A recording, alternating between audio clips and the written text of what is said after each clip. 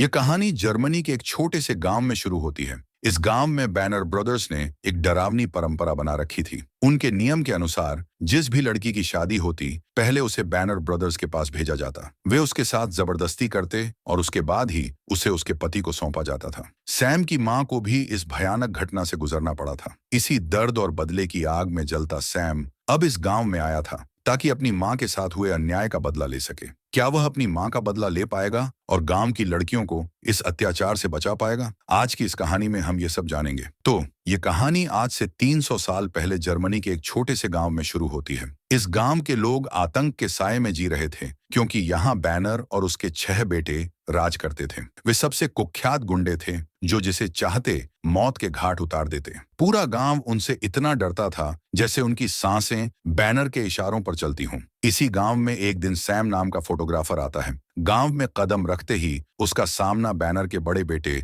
Louis से होता है। लुई उसे धमकाते हुए कहता है, अगर तुम्हें गांव में रहना है तो हमें रिश्वत देनी होगी। सैम शांति से उसे एक पोटली देता है जिसमें सोने के सिक्के होते हैं। वह लुई से कहता है, मुझे यहाँ 6 महीने तक रुकना है जब तक सर्दियां खत्म नहीं हो जाती। लुई सिक्के देखकर ठहाका लगाता है और कहता है, अब तुम्हें हर महीने हमें ऐसे ही एक पोटली देनी होगी। सैम उसकी शर्त मान लेता है और कहता है कि वह घाटियों की तस्वीरें खींचने आया है। लुई शकभरी नजरों से सैम की बातें सुनता है और उसका सामान जांचने लगता है। इसी बीच लुई का सबसे छोटा भाई फ्रेंच सिक्कों को लेकर अपने पिता बैनर के पास जाता है। बैनर सिक्कों को गौर से देखता है और आदेश देता है कि सैम को गांव में रहने दिया जाए। इसके बाद बैनर के बेटे सैम को गांव में एक पुराना घर देते हैं जहां पहले से ही एक बूढ़ी औरत मारिया और उसकी बेटी पौला रहती थी। बैनर के बेटे उन्हें धमकाते हुए कहते हैं, अब से यह तुम्हारा मेहमान है, इसका अच्छे से ख्याल रखना। अगर इसे कुछ हुआ तो हम तुम दोनों को जिंदा नहीं छोड़ेंगे। बैनर और उसके बेटे वहां से चले जाते हैं, लेकिन पौला सैम के आने से बिल्कुल भी खुश नहीं होती। गुस्से में भरी वह सैम का सामान उठाकर ऊपर के कमरे में फेंक देती है और बिना कुछ कहे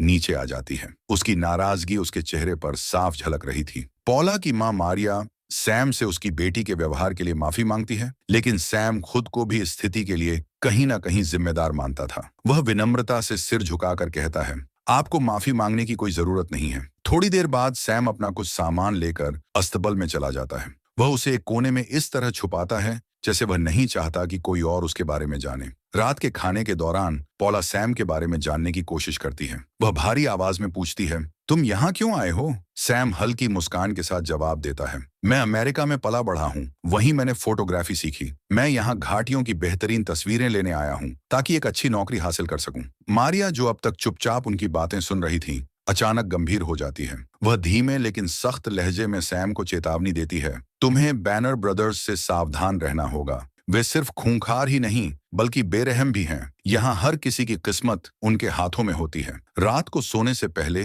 सैम अपनी जेब से एक लॉकेट निकालता है। लॉकेट खोलते ही उसकी मां की तस्वीर सामने आ जाती है। उसकी आंखों में हल्का सा दर्द उभर आता है और उसके चेहरे के हाव भाव से साफ झलकता है कि उसका इस गांव से कोई पुराना रिश्ता है। तभी अचानक उसे अस्तबल में किसी के जाने की हल्की आहट सुनाई देती है। जैसे ही वह खिड़की से झांकता है तो देखता है कि पौला वहां लुकास नाम के एक युवक से मिल रही है। बातचीत के दौरान पता चलता है कि वे दोनों एक दूसरे से बहुत प्यार करते हैं और जल्दी ही शादी करने वाले हैं। सैम यह सब चुपचाप देखता रहता है और फिर वापस लेट जाता है। अगली सुबह पौला फिर से सैम से मिलने आती है। बातचीत के दौरान वह उसके परिवार के बारे में पूछती है। सैम जवाब देता है, मेरे पिता की मृत्यु बहुत पहले हो गई थी। अब मेरे परिवार में सिर्फ मेरी माँ है। इसके बाद वे दोनों बाजार में कुछ सामान लेने के लिए निकल जाते हैं। जिस दुकान से वे सामान खरीद रहे होते हैं वहीं बैनर ब्रदर्स भी मौजूद थे। सैम वहां से घोड़े की नाल की कील खरीदता है और दुकान से बाहर निकलने ही वाला होता है कि तभी ह्यूबर्ट बैनर उसका रास्ता रोक लेता है। ह्यूबर्ट जबरदस्ती सैम को शराब पिलाने की कोशिश करता है, लेकिन जब सैम पीने से मना कर देता है तो ह्यूबर्ट को यह बात बुरी लगती है। अगले ही पल बाकी बैनर ब्रदर्स भी वहां आ जाते हैं और सब मिलकर सैम को पीटना शुरू कर देते हैं। सैम खुद को बचाने की कोशिश करता है, लेकिन 6 आदमियों के सामने ज्यादा देर तक टिक नहीं पाता। वे उसे बुरी तरह मारते हैं और फिर ठहाके लगाते हुए वहां से चले जाते हैं, जैसे यह उनके लिए महज एक खेल हो। अगले दिन सैम घाटियों की तस्वीरें खींचने के लिए निकल जाता है। चलते चलते उसकी नजर चर्च के सामने लगे क्रूस पर पड़ती है। वह उसे देखने लगता है जैसे यह सिर्फ एक लकड़ी का क्रूस नहीं बल्कि उसके अतीत से जुड़ा कोई अहम हिस्सा हो। सैम को गांव में रहते हुए 1 महीना बीत जाता है। सर्दियां अब अपने चरम पर थीं पूरी घाटी बर्फ की सफेद चादर से ढक चुकी थी और कोहरा इतना घना था कि कुछ ही कदम दूर की चीजें भी दिखाई नहीं दे रही थीं। लेकिन बैनर ब्रदर्स के लिए यह मौसम भी उनकी क्रूरता को रोकने वाला नहीं था। ऊपर घाटी पर बैनर ब्रदर्स पेड़ों को काटकर नीचे फेंक रहे थे। उनका सबसे छोटा भाई फ्रेंच नीचे घाटी में खड़ा था, जबकि बाकी भाई ऊंचाई पर थे। अचानक एक बड़ा पेड़ घाटी के बीच में जाकर अटक जाता है। फ्रेंच उसे देखने के लिए आगे बढ़ता है, लेकिन तभी एक अजीब घटना घटती है। अचानक वह पेड़ कोहरे को चीरते हुए नीचे गिरने लगता है। फ्रेंच कुछ समझ पाता उससे पहले ही वह पेड़ के नीचे आ जाता है और मौके पर ही दम तोड़ देता है। ऊपर खड़े बैनर ब्रदर्स को कुछ भी साफ दिखाई नहीं देता, क्योंकि कोहरा बहुत घना था। यह हादसा एक दुर्घटना जैसा लग रहा था। वे सभी बस खड़े होकर नीचे देखने की कोशिश करते रहे, लेकिन किसी को समझ नहीं आया कि आखिर हुआ क्या था। रात को गांव का पादरी आता है, जो बैनर ब्रदर्स का बेहद करीबी था। वह चर्च की परंपराओं के अनुसार फ्रेंच की आत्मा की शांति के लिए प्रार्थना करता है, लेकिन गांव के बाकी लोग चुप थे। न किसी की आंखों में आंसू थे, न कोई दुख जाहिर कर रहा था। अगले दिन लुकास के माता पिता पौला के घर आते हैं। वे पौला और लुकास के रिश्ते की बात आगे बढ़ाने के लिए आए थे, लेकिन जैसे ही पौला यह सुनती है, वह खुश होने के बजाय अचानक दुखी होकर वहां से चली जाती है। लुकास उसके पीछे जाता है और उसे समझाने की कोशिश करता है, लेकिन पौला का गुस्सा फूट पड़ता है। वह चीखते हुए कहती है, मैं बैनर ब्रदर्स के पास नहीं जाऊंगी।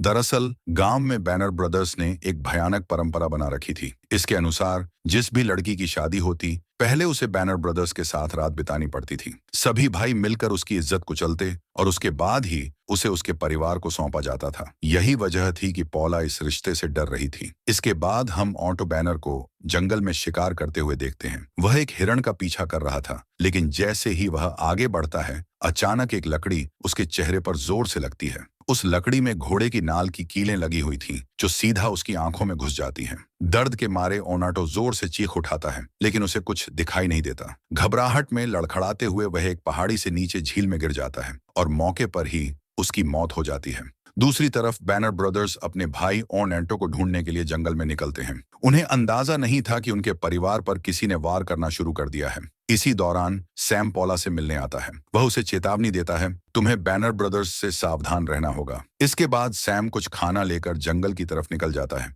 लेकिन इस बार वह अस्तबल से अपनी दुनाली बंदूक भी साथ ले जाता है। उसकी आंखों में अब एक अजीब सी चमक थी, जैसे वह किसी योजना पर काम कर रहा हो। शाम को बैनर ब्रदर्स को ऑन्टो की लाश मिल जाती है। उनका गुस्सा शांतवे आसमान पर था। जब वे ऑन्टो की बॉडी को गौर से देखते हैं, तो उन्हें उसकी आंखों के अंदर घुसी हुई वही घोड़े की नाल की कीलें मिलती हैं। बस अब उन्हें सब समझ आ गया था। इसे मारने वाला कोई और नहीं, बल्कि सैम था। चारों भाई गुस्से में उबल रहे थे। वे भेड़ियों की तरह सैम को ढूंढने के लिए पौला के घर में घुस आते हैं, लेकिन सैम तो पहले ही जंगल में जा चुका था। अब कोई भी इस सच्चाई से अनजान नहीं था। सैम वह नहीं था जो दिख रहा था। वह इस गांव में सिर्फ तस्वीरें खींचने नहीं आया था, बल्कि बैनर ब्रदर्स की तस्वीरों पर हार चढ़ाने आया था। कुछ दिन बीत जाते हैं और फिर लुकास और पौला की शादी का दिन आ जाता है। पूरा गांव चर्च में इकट्ठा था, लेकिन पौला की आंखों में खुशी की जगह गहरा डर और उदासी थी। वह जानती थी कि शादी के बाद उसे उस भयानक परंपरा से गुजरना होगा, जिसका बैनर ब्रदर्स बेसब्री से इंतजार कर रहे थे। चर्च के बाहर सैम खड़ा था। जैसे ही शादी खत्म होती है और बैनर ब्रदर्स चर्च से बाहर निकलते हैं, सैम तुरंत चर्च के अंदर चला जाता है। वह सीधा पादरी के पास जाता है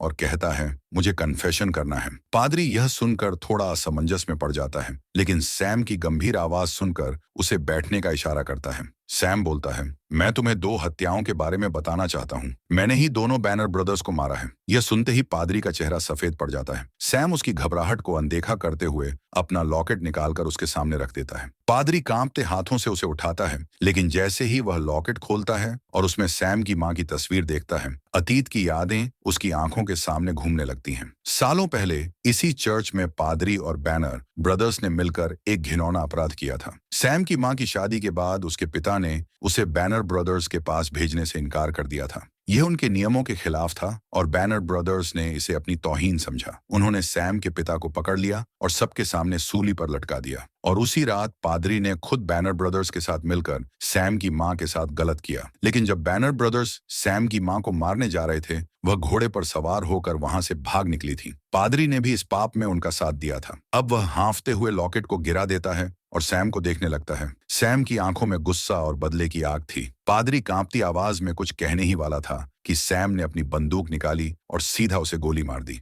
शादी की रात पूरे गांव में जश्न का माहौल था, लेकिन पौला की आंखों में खुशी नहीं, सिर्फ डर था। तभी बैनर ब्रदर्स वहां आ धमकते हैं। वे पॉला और लुकास के पास आते हैं और जबरदस्ती पॉला का हाथ पकड़कर उसे डांस करने के लिए घसीटने लगते हैं। पॉला की आंखों से आंसू बहने लगते हैं, लेकिन कोई भी उसकी मदद करने की हिम्मत नहीं करता। जब लुकास अपनी मंगेतर को बचाने के लिए आगे बढ़ता है तो बैनर ब्रदर्स उसे बुरी तरह पीट देते हैं। पॉला चीखती रही, गिड़गिड़ाती रही, लेकिन चारों भाई शैतान की तरह उस पर हंसते रहे।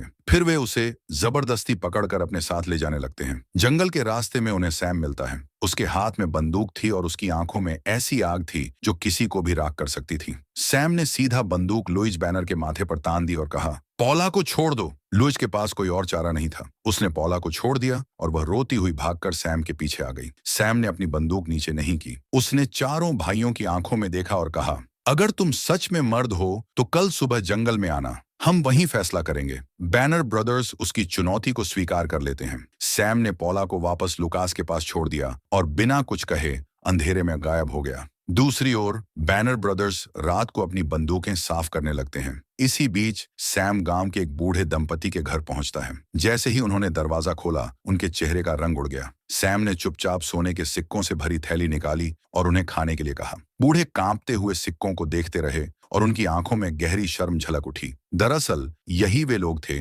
जिन्होंने लालच में आकर बैनर ब्रदर्स की मदद की थी। सैम उनकी उम्र का लिहाज करके उन्हें माफ कर देता है। घने जंगल में सुबह का सूरज अभी पूरी तरह निकला भी नहीं था, लेकिन बैनर ब्रदर्स के अंदर बदले की आग जल रही थी। वे अपने घोड़ों पर सवार होकर बंदूकें लहराते हुए जंगल में दाखिल हुए। दूसरी ओर सैम एक पुरानी झोपड़ी में सो रहा था। तभी घोड़ों के टापों की आवाज पास आती गई। सैम तुरंत सतर्क हो गया। अचानक बैनर ब्रदर्स ने झोपड़ी पर ताबड़तोड़ गोलियां बरसानी शुरू कर दी। गोलीबारी इतनी तेज थी कि लकड़ी की दीवारें छटक गईं, छप्पर उड़ गया और झोपड़ी जलने लगी। पूरे जंगल में गोलियों की गूंज फैल गई। गांव वाले भी सहम गए। बैनर ब्रदर्स को लगा कि सैम मर चुका है। ह्यूबर्ट सबसे आगे बढ़कर अंदर गया, लेकिन तभी सैम अंधेरे से निकला और एक सटीक गोली चलाई। गोली ह्यूबर्ट के सीने को चीरते हुए पार निकल गई। ये देखकर बाकी तीनों भाई सहम गए और पेड़ों के पीछे छिपने लगे। अभी वे संभल भी नहीं पाए थे कि सैम ने झाड़ियों से गोली चलाई। गोली सीधे भागते हुए रूडोल्फ के पैर में लगी। वह दर्द से चिल्लाता हुआ नीचे गिर पड़ा। अब बस एडी और लुई बच गए थे।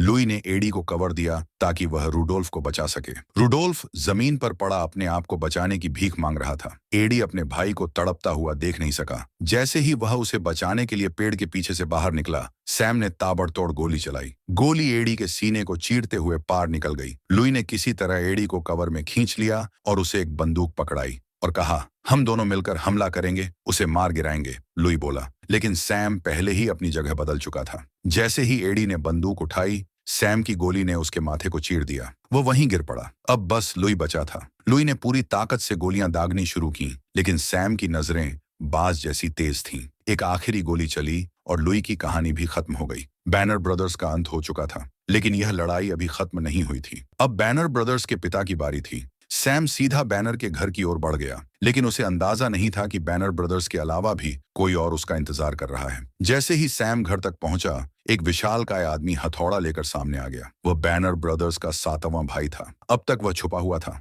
ब्लैकस्मिथ ने लोहे के हथियार से सैम पर ताबड़तोड़ हमला कर दिया। सैम ने बचने की कोशिश की, लेकिन ब्लैकस्मिथ की ताकत बहुत ज्यादा थी। सैम बुरी तरह घायल होकर जमीन पर गिर पड़ा। अब ब्लैकस्मिथ उसकी हत्या करने ही वाला था कि अचानक एक गोली चली। ब्लैकस्मिथ वहीं ढेर हो गया। लुकास ने सही समय पर आकर सैम की जान बचा ली थी। गहरी सांसें लेते हुए सैम अब अपने आखिरी दुश्मन से मिलने के लिए घर के अंदर दाखिल हुआ। वहां बूढ़ा बैनर बिस्तर पर लेटा उसका इंतजार कर रहा था। सैम ने अपनी मां की तस्वीर वाला लॉकेट निकाला और बूढ़े बैनर की ओर फेंक दिया। जैसे ही बैनर ने वह तस्वीर देखी, उसकी आंखें फैल गईं। उसे सब कुछ याद आ गया। उसने सैम को बताया कि वह उसी का नाजायज बेटा है जो उस रात उसकी मां पर किए गए जुल्म का नतीजा था। बैनर ने कहा, तुमने अपने सौतेले भाइयों की हत्या की। यह सुनकर सैम भावुक हो गया, लेकिन फिर उसे अपनी मां के साथ हुए अन्याय की याद आई। उसने बूढ़े बैनर को भी खत्म कर दिया। सैम 3 हफ्तों तक अपने जख्मों से उभरता रहा, लेकिन गांव में बैनर के कुछ रिश्तेदार थे जो उसे सजा देने की मांग कर रहे थे,